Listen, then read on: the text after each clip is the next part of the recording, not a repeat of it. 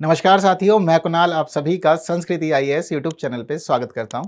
आज की वीडियो में हम लोग बात करने वाले हैं पेपर लीक के बारे में। हाँ, मुझे पता है कि यह आप सभी के जीवन की एक बड़ी चिंता है। जनरली हम लोग ना सालों से तैयारी कर रहे हैं और सालों से तैयारी करने के बाद जब हम किसी एग्जाम में अपियर होने जाते हैं तो हमें पता लगता है कि पेपर लीक हो गया है। पेपर लीक हो जाता है, फिर आयोग कहता है कि पेपर रद्द हो गया और दोबारा से हम लेंगे। अब इस दौरान ना बहुत सारी समस्या हो जाती है। पहली बात तो यह है कि हम लोग सालों से तैयारी कर रहे हैं। जब इस प्रकार की कोई घटना जीवन में होती है तो बहुत ज़्यादा डिमोटिवेट हो जाते हैं। और वहीं इस दौरान एक राज्य से दूसरे राज्य जाना या एक शहर से दूसरे शहर जाना, अपने 2-3 दिन खराब करना, पैसे खर्च करना, यह सभी चीज़ें ना बहुत ज़्यादा प्रभावित करती हैं हम लोग को। और जब हम सभी लोग फिर एक समय के बाद यही सोचना शुरू कर देते हैं कि बार बार पेपर लीक हो रहा है, कुछ भी हो नहीं रहा है, पूरा सिस्टम ही भ्रष्ट है। और ये सब सोचने के बाद हम लोग क्या करते हैं कि एक समय के बाद हम महसूस करते हैं कि तैयारी तो कर रहे थे, लेकिन जो परीक्षा देनी थी वह बार बार लीक होती रही, कोई अच्छा रिजल्ट नहीं आ पाया और अब उम्र भी हो गई है और अब हम कुछ भी करने योग्य नहीं रह गए। यही जीवन में हमारे होता है। तो यह सिस्टम अब तक चला आ रहा था, लेकिन अब हमारी केंद्र सरकार ने इसके ऊपर कड़ा रुख अपनाया है और कड़ा रुख अपनाते हुए एक विधेयक तैयार कर लिया है जिसे नाम दिया गया है सार्वजनिक परीक्षा अनुचित साधनों की रोकथाम विधेयक 2024। केंद्र सरकार ने यह विधेयक तैयार कर लिया है, कैबिनेट ने इसको मंजूरी भी दे दी है और संभावना पूरी यह है कि शुक्रवार को या फिर मंडे को यह विधेयक संसद में पहुंच जाएगा। यह विधेयक मुख्य रूप से आपकी परीक्षा के लिए तैयार किया गया है ताकि परीक्षा पूरी तरह से उचित रूप में हो और जो भी यह गड़बड़ी हो रही है, जो भी धांधली हो रही है, जहां भी लोग पेपर लीक कर रहे हैं, उन सभी के खिलाफ कड़े कदम उठाए जा सके और देश भर में नियोजित परीक्षाओं का आयोजन हो सके, जिससे हमारी व्यवस्था भी सुचारू रहे और जो हमारा युवा वर्ग है वह सब भी सरकार में विश्वास रखें, अपने भविष्य के लिए सोचें और सब चीजें व्यवस्थित रहें। तो महत्वपूर्ण विधेयक है ये, सिर्फ एग्जाम के पर्सपेक्टिव से ही नहीं बल्कि हम लोग के जीवन के पर्सपेक्टिव से भी, क्योंकि ऐसी चीजें जब होती हैं तो यह मोटिवेट करते और लगता है कि हाँ, हम लोग बढ़ रहे हैं आगे एक अच्छी व्यवस्था की तरफ। इस विधेयक संबंधित जितने महत्वपूर्ण प्रावधान है हर एक पे हम लोग चर्चा करेंगे, देखेंगे कि क्या क्या इसमें किया गया है, किस किस को सजा मिलेगी, कैसी कैसे सजा मिलेगी, साथ साथ चीजों को और अच्छा कैसे किया जा सकता है, व्यवस्थित कैसे किया जा सकता है, उसके लिए सरकार ने क्या क्या सोचा है, हर एक बात हम लोग करेंगे। लेकिन जरूरी है कि सबसे पहले आप लोग देख लीजिए एक प्री का प्रश्न जो आपसे एग्जाम में हो सकता है कि पूछ लिया जाए। यदि आप लोग आंसर से परिचित हैं तो कमेंट करना है, नहीं परिचित हैं तो वीडियो को अंत तक देखना है, आप चीज़ें सारी जान जाएंगे। यह पूरा विषय आपके मेंस एग्जाम के लिए भी बहुत अधिक खास है, यहाँ से केस स्टडी भी बहुत अच्छी बन सकती है। तो ज़रूरी है कि आप हर चीज़ को सोचें, चाहे जीएस पेपर हो या फिर आपका एथिक्स वाला हो, और उसके अकॉर्डिंग अपनी नोट्स अपने पूरे के पूरे विषय को तैयार कर लीजिए ताकि आप एग्जाम में अच्छा प्रदर्शन करें, आपको अंक भी अच्छे मिले। समझते हैं मामला क्या रहा। तो देखिए, अभी हाल ही में हम सभी को पता है कि बजट सत्र शुरू हो गया है, आज ही बजट प्रस्तुत हुआ है। तो बजट प्रस्तुत करने से पहले हम सभी को पता है कि जो भारत की महामहिम होते हैं, चाहे राष्ट्रपति महोदय हो या फिर महोदया हो, उनका एक भाषण होता है। जब वह अपना भाषण देते हैं तो वह पिछले वर्ष के अंदर सरकार की सभी उपलब्धियों को बताते हैं कि सरकार ने क्या क्या उपलब्धियां प्राप्त की हैं और आने वाले वर्ष के लिए संभावनाएं प्रस्तुत करते हैं। तो जिस समय यह अपना अभिभाषण दे रहे थे, भाषण में इन्होंने पहले ही ये बात क्लियर कर दी थी कि हमारे देश में पेपर लीक होना एक बड़ी समस्या है और पेपर लीक की वजह से लोगों के अंदर बहुत अधिक चिंता उत्पन्न होती है, उनका जीवन अस्त व्यस्त हो जाता है। इसीलिए नई सरकार जो चल रही है वर्तमान में भी, उसने सोचा है कि एक कानून बनाया जाए जिससे कि देश भर में पेपर लीक की घटनाओं को रोका जा सके। तो यहाँ पर इन्होंने इसकी आवश्यकता को रेखांकित कर दिया था। साथ साथ इन्होंने कहा था कि जो सरकार है वर्तमान में वह कितना अधिक सजग है इस तरफ, जिसके बाद से ही पॉइंट्स हाईलाइट होने शुरू हो गए थे कि क्या करने वाली है सरकार। तो जो मुख्य दायित्व लिया है वह लिया है कार्मिक लोक शिकायत और पेंशन मंत्रालय के तहत कार्मिक प्रशिक्षण विभाग, जिसको हम लोग डीओपीटी कहते हैं, उसने सारी जिम्मेदारी ली है और उसने सभी विभागों से बातचीत करते हुए इस विधेयक का मसौदा तैयार किया है। इसका मुख्य उद्देश्य सिर्फ इतना ही है कि जो हमारी सार्वजनिक परीक्षाएं हो रही हैं, जितने भी कॉम्पिटिटिव एग्जाम आप लोग दे रहे हैं, जहां भी अपियर हो रहे हैं, चाहे वह किसी भी आयोग का, यूपीएससी हो, एसएससी हो, बैंक का हो या फिर इसके अलावा कोई रेलवे का हो, मतलब ए टू जेड आप जितने भी कॉम्पिटिटिव एग्जाम देते हैं उन सभी एग्जाम्स को व्यवस्थित करना, उसमें भ्रष्ट गतिविधियों को रोकना, धोखाधड़ी को रोकना, यह इसका उद्देश्य है। पर इन्होंने यह सोचा कि आज के समय में सार्वजनिक परीक्षाएं यानी कि जो भी कॉम्पिटिटिव एग्जाम हो रहे हैं वहां तो धांधली होती है, लेकिन इसके अलावा धांधली एक जगह पर और होती है। कौन से एग्जाम? एंट्रेंस एग्जाम, जो हमारे देश में प्रवेश परीक्षाएं होती हैं अलग अलग स्तर की, चाहे हम लोग जेईई की बात करें, चाहे हम लोग नीट की बात करें, आज के समय में सीयूईटी की बात भी हम लोग कर सकते हैं। वहां भी इस प्रकार की धांधली होने की संभावना है। हम देखते हैं कि गड़बड़ी अमूमन सामने आती रहती है। सरकार ने कहा दोनों के लिए ही विधेयक तैयार करो, दोनों के ऊपर ही हम पूरी की पूरी कड़ी व्यवस्था तैयार करेंगे और दोषी व्यक्ति को नहीं बख्शा जाएगा। इसके लिए पूरी व्यवस्था, पूरे देश आश्वस्त रहे। ठीक है। तो सार्वजनिक परीक्षा, जितने भी कॉम्पिटिटिव एग्जामिनेशन हैं, उन सभी में धोखाधड़ी को रोकना और एंट्रेंस एग्जामिनेशन के अंदर धोखाधड़ी को रोकना, चाहे पेपर लीक की बात हो या फिर संगठित धोखाधड़ी की, दोनों के लिए ही यहाँ पर व्यवस्था की गई है।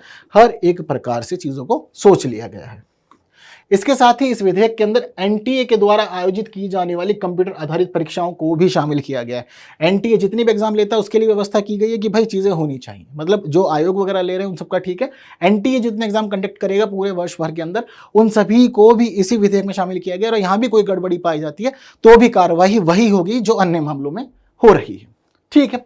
इसके साथ साथ यहां तो बात हो गई कि किस प्रकार से चीजों को नियंत्रित किया जाएगा, किन किन क्षेत्रों को टारगेट किया जाएगा।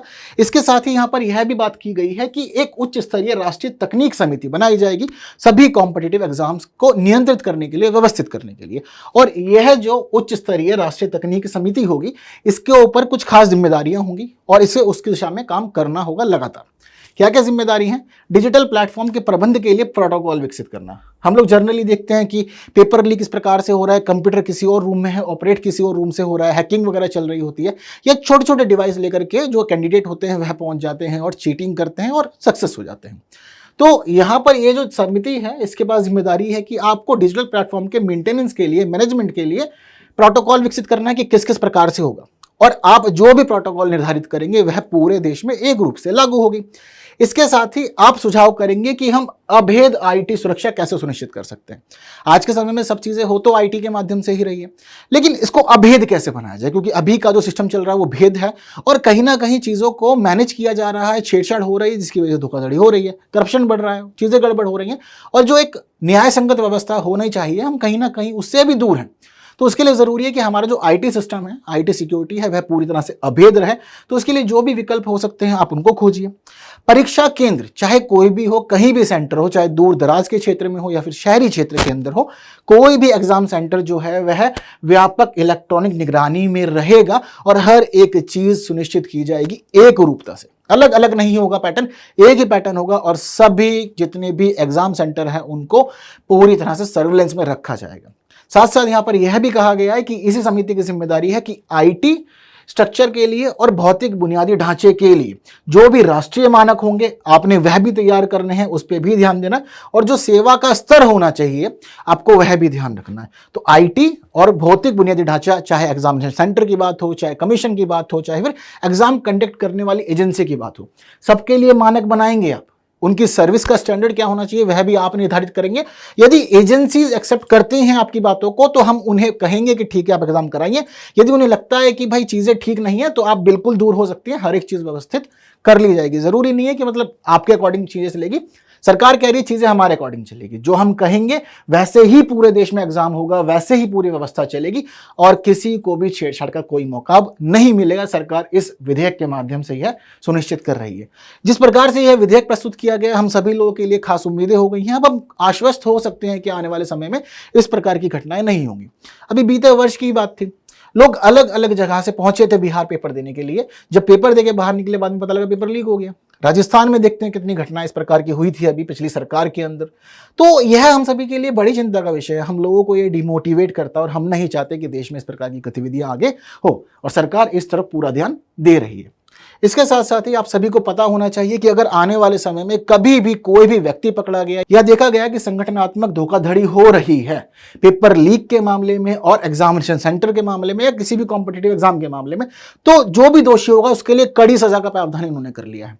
कड़ी सजा देखो किस किस को मिल सकती है। देखो अगर हम कभी भी किसी भी एग्जाम में धोखाधड़ी की स्थिति देखें तो हमें अलग अलग पक्ष देखने को मिलते हैं। अगर हम पहले पक्ष की बात करें तो देखिए पहला पक्ष होता है हमारे पास में कैंडिडेट ही, ठीक है ना। यदि हम चाहते हैं तो ही तो हमें ऐसे विकल्प मिलते हैं। मान लीजिए मैं किसी एग्जाम में जा रहा हूं, मैं पहले ही चाहता हूं कि मैं धोखाधड़ी करूं, मुझे चीटिंग करनी है, पेपर लीक में मुझे शामिल होना, तो मैं विकल्प खोजना शुरू करूंगा, ठीक है। अब इस विकल्प के बाद मुझे पता लगेगा कि कहीं ना कहीं एक कोई ग्रुप है या कोई हो सकता है कि कोई पर्सन हो, सिंगल इंडिविजुअल, जिसकी वहां पर सेटिंग चलती हो। हमें वह ग्रुप मिल जाएगा या वह पर्सन मिल जाएगा, फिर हम उससे बातचीत बढ़ाएंगे, उससे पूछेंगे क्या लगेगा, कैसा लगेगा वगैरह वगैरह। व्यवस्था इसी प्रकार से होती है। तो या ग्रुप होगा या इंडिविजुअल होगा, यह वहां पे दूसरा व्यक्ति हो गया। अब क्या होता है कि जो एग्जाम कंडक्ट करती है एजेंसीज, है तो सब कुछ उनके हाथ में, उनकी मर्जी है कि चीटिंग करवानी है कि नहीं करवानी है। चीज़ों को किस प्रकार से मेंटेन करना, रेगुलेट, क्योंकि सिस्टम तो आपके पास ही है ना, आपने किस प्रकार से पूरा मैनेजमेंट निर्धारित किया हुआ ये तो आप जानते हैं, आपका सिस्टम कैसा है ये आप जानते हैं। तो इसी वजह से क्या होता है, वह डायरेक्ट सामने ना आकर बीच में कोई मीडिएटर रखते हैं ताकि डायरेक्ट चीज़ें ना लिंक हो आपस में। तो कैंडिडेट जो होता है वह कोऑर्डिनेट करता है किसी ग्रुप से या पर्सन से, ग्रुप का लिंक होता है अलग अलग एजेंसी से, ठीक है, एजेंसी से होता है या फिर जो एग्जाम सेंटर होते हैं वहां पर इनके लिंक हो जाते हैं। तो ये हम देखते हैं कि सिस्टम जो होता है इस प्रकार से 3 पक्षों पे जुड़ा होता है। अब कायदे देखा जाए तो तीनों ही दोषी हैं, कार्रवाई तीनों के ऊपर होनी चाहिए, लेकिन हमारा जो विधेयक है वह क्या कहता है आप लोग समझिए। सबसे पहली महत्वपूर्ण बात है, इसमें एक सामान्य सजा है एक व्यक्ति के लिए 3 से 5 साल की, न्यूनतम 3 वर्ष, अधिकतम 5 वर्ष की कैद आपको इस प्रकार की किसी भी गतिविधि में, किसी भी धोखाधड़ी में, पेपर लीक के लिए दी जाएगी। यह सामान्य सजा है। अगर यह एक संगठित अपराध आपने किया, यानी कि मिलजुल करके एक ग्रुप के काम है, यह एक बड़ा माफिया इसके पीछे चल रहा है, तो सजा जो है वह अधिकतम 10 वर्षों की हो जाएगी, यानी कि 5 से 10 वर्षों की कैद आपको दी जाएगी। वहीं साथ साथ 1 करोड़ रुपए का जुर्माना भी लगाया जाएगा जो भी इसके अंदर शामिल होगा। एक बहुत बड़ी रकम है, और यह बात भी आपको ध्यान रखनी है कि ये जो 1 करोड़ रुपए ये न्यूनतम है, इसको बढ़ाया जा सकता है जितना भी उचित समझा जाएगा परिस्थितियों के अनुरूप, ठीक है। तो पहली बात तो आपको सजा दे दी गई है संगठित अपराध के मामले में 5 से 10 वर्ष की अधिकतम, और उसके बाद में कह रहे हैं कि 1 करोड़ रुपए का जुर्माना भी लगेगा। दोनों भी लगाए जा सकते हैं, ऐसी कोई बाध्यता नहीं है कि कोई एक ही चीज होगी, दोनों चीजें हो सकती हैं। अब हमने देखा कि जो बीच वाला पक्ष था उसके लिए उन्होंने व्यवस्था कर दी, ये मीडिएटर के लिए है खासतौर पे। लेकिन क्या होगा, जो एजेंसी है, जो फर्म है, जो एग्जाम कंडक्ट करवा रही है, वह भी दोषी है। अगर पाया जाता है कि उसके लोग जुड़े हुए थे, एजेंसी की भूमिका थी, तो उसके लिए भी व्यवस्था है कि आगे क्या क्या किया जाएगा। तो यहां पर यह व्यवस्था की गई है कि जो सेवा प्रदाता फर्म है वह भी 1 करोड़ रुपए का जुर्माना देगी यदि ऐसा कोई भी मामला सामने आता है। लेकिन फर्म के मामले में सिर्फ इतना ही नहीं होगा। यदि कोई भी एजेंसी जिस पे हमने विश्वास किया था, हमें उम्मीद थी कि आप एक न्याय संगत एग्जाम करवाएंगे, उसके बावजूद आपने हमारे को धोखा दिया है, तो 1 करोड़ रुपए का जुर्माना तो आप देंगे, यह न्यूनतम है, इसको बढ़ाया जा सकता है। इसके अलावा आपको परीक्षा के ऊपर जो भी लागत लगी थी वह लागत भी भुगतनी पड़ेगी, क्योंकि जो भी परीक्षा होती है देखते हैं काफी बड़े स्तर पर होती है, और परीक्षाओं को बार बार करवाने से क्या होता है कि चीजें गड़बड़ होती है, पैसा खर्च होता है, और जो कैंडिडेट्स होते हैं उनको भी परेशानी होती है। तो यहां पर व्यवस्था की गई है कि आपके द्वारा जो ये गड़बड़ी हुई है उससे पूरे एग्जाम पे जितना खर्चा हुआ था उसके लिए जो भी लागत थी वह आपको भुगतनी पड़ेगी। इसके साथ साथ आपकी जो संपत्ति है उसको भी सरकार जब्त कर लेगी, क्योंकि आपने गलत चीजें की हैं। इतना कुछ करने के बावजूद भी सरकार शांत नहीं बैठेगी। जो एजेंसी या फर्म है उसके ऊपर 4 साल का बैन लगाया जाएगा कि आप आने वाले 4 साल तक कोई भी एग्जाम कंडक्ट नहीं करेंगे, यह भी क्लियर है। तो हमने देखा कि जो 2 पक्ष थे उनके लिए खास व्यवस्था कर दी गई है और अच्छी खासी सजा की इसमें। अब हम देखेंगे कि व्यवस्था है और यह होगा हमारे देश में, ठीक है। तो जरूरी है कि जितने भी लोग वीडियो देख रहे हैं, जो भी ऐसा काम करते हैं, तो बच के रहिए, क्योंकि व्यवस्था कड़ी हो गई है और दिक्कतें आएंगी, और आने वाले समय में देखेंगे कि पेपर लीक अब नहीं हो पाएगा, व्यवस्था पहले जितनी सरल नहीं है। यह 2 पक्षों की बात हो गई कि भाई ग्रुप को भी सजा दे दी आपने और एजेंसी को जो भी एग्जाम करवा रही थी उसको भी सजा आपने दे दी। कैंडिडेट का क्या करना है, क्योंकि कैंडिडेट भी शामिल था। तो देखिए, विधेयक हमारा यह कहता है कि जो कैंडिडेट है वह अपने जीवन को लेकर के गतिविधियां कर रहा था, वह अच्छा जीवन चाह रहा था। हालांकि रास्ता तो देखो गलत था, इसमें कोई दो राह नहीं है, पर हमारा विधेयक यह कहता है कि जो कैंडिडेट है उसके खिलाफ कोई भी कार्रवाई नहीं होगी, ना तो उसको जेल भेजा जाएगा, ना ही उसके खिलाफ कोई भी प्राथमिकी दर्ज होगी, और ना ही उससे किसी प्रकार का कोई जुर्माना लिया जाएगा। कैंडिडेट पूरी तरह से हर एक कार्रवाई से मुक्त है। वहीं जैसे कि कोई भी परीक्षा है, जैसे कि आप सभी लोग यूपीएससी आयोग के तहत आईएएस या सिविल सर्विस एग्जामिनेशन की तैयारी कर रहे हैं, तो अगर कभी भी ऐसा कोई मामला सामने आता है तो जो मुख्य प्राधिकरण है, जो मुख्य विभाग है, उसके अधिकार यथावत बने रहेंगे, सभी चीजें उसके पास ही रहेंगी, और वह आने वाले समय में भी जैसे एग्जाम कंडक्ट करवा रहा था वह करवाता हुआ ही चलेगा। उसके अधिकार क्षेत्र में भी कोई बदलाव नहीं होगा। तो जो मुख्य सजा मिलेगी या तो वह मीडिएट को मिलेगी, या फिर वह जो फर्म है, एजेंसी जिसको भी एग्जाम करने की जिम्मेदारी दी गई थी उसको मिलने वाली है। यह है हमारे इस विधेयक की दंडात्मक कार्रवाई। क्या कहना है, दंडात्मक कार्रवाई ठीक है, बढ़ाया जाए और ज्यादा बढ़ाया जाए, कितना कड़ा किया जा सकता है सजा को, क्योंकि बहुत दर्द देती हैं ऐसी घटनाएं जब कभी भी जीवन में होती हैं। क्लियर है इतनी बात सभी को? तो यहां तक की बात सारी थी। हालांकि यह एक महत्वपूर्ण बदलाव है, महत्वपूर्ण परिवर्तन है और हमारे जीवन को आशाओं से भर दे रहा है। लेकिन इतने ही नहीं किए हैं सरकार ने जो बदलाव हैं, इसके साथ ही कुछ बदलाव धीरे धीरे सरकार पहले भी करती आ रही थी जिससे कि चीज़ों को अच्छा किया जा सकता था। तो हमें यहाँ पर पता लगता है कि सरकार ने पहले जो डॉक्यूमेंट वेरिफिकेशन होता था उसको सेल्फ अटेस्ट में बदल दिया। अब क्या होता है कि जो भी डॉक्यूमेंट्स होते हैं उनको वेरीफाई कराने कहीं नहीं जाना पड़ता, सेल्फ अटेस्टेशन ही चलता है। गवर्नमेंट ने यहाँ पर चीज़ों को सिस्टमैटिक किया और जो हमारा एग्जाम साइकिल है ना उसको मेंटेन करने का काम भी किया। पहले जनरली हम लोग देखते थे कि कोई परीक्षा हो रही है, 2 वर्ष तक लग जा रहे हैं, परीक्षा दे रहे हैं, धीरे धीरे चीज़ आगे बढ़ रही हैं, फिर उसके बाद जाता है मामला आगे और उसके बाद फिर हम लोग देखते हैं कि रिजल्ट आता है, कहीं जाकर 2.5-3 साल इसमें बीत जाते हैं। तो फिर इसके बाद यहाँ पर अब यह व्यवस्था की गई है कि परीक्षा चक्र जो है वह छोटा छोटा हो सके, यानी कि मैक्स टू मैक्स भी 1 वर्ष की अवधि के अंदर ही सब चीज़ें निपट जाएं, तो बहुत ज़्यादा अच्छा है। सरकार ने इस तरफ भी ध्यान दिया और यूपीएससी के मामले में भी हम लोग खासतौर पर देख पा रहे हैं 1 वर्ष में ही सब चीज़ें कंप्लीट हो जाती है और फिर हम लोग अगले वर्ष की परीक्षा की तैयारी में भी लग जाते हैं।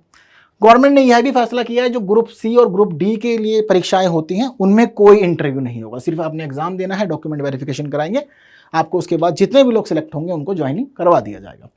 हमने सोचा कि पहले हम लोग ऑफलाइन पेपर लेते थे तो पेपर लीक की संभावना ज़्यादा होती थी क्योंकि पेपर अलग अलग जगह से घूमता था, अलग अलग जगह पहुंचता था।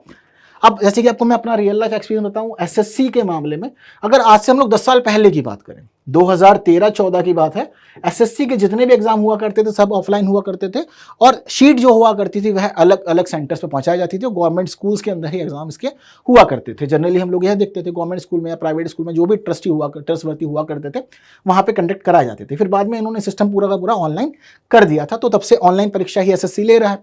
बैंक सारे एग्जाम ऑनलाइन हो गए, ये भी हम लोग देख पा रहे हैं। ठीक है, तो यह महत्वपूर्ण सुधार सरकार तक करती हुई आई है।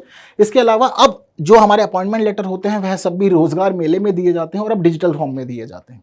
जनरली हम लोग देखते हैं कि मेल्स वगैरह भी आ जाती है, तो ये कुछ महत्वपूर्ण सुधार है सरकार जो अब तक करते आ रही थी। लेकिन पेपर लीक एक बड़ी चिंता बना हुआ था। पहले लगता था हम लोग को कि ऑफलाइन पेपर गड़बड़ कर रहे हैं, अब अगर कंप्यूटर पे लेते हैं, ऑनलाइन लेते हैं तो डिजिटल माध्यम पे हैकिंग नहीं हो पाएगी या पेपर लीक नहीं होगा। लेकिन जिसको हरकतें करनी है उसने यहाँ भी करनी शुरू कर दी थी, तो जिसकी वजह से गड़बड़े हुई हैं और सरकार को अंततः यह विधेयक अब लाना पड़ा जो जल्द ही कानून बन जाएगा, यह भी हमें पता ही है। चीज़ें क्लियर हैं सारी की सारी।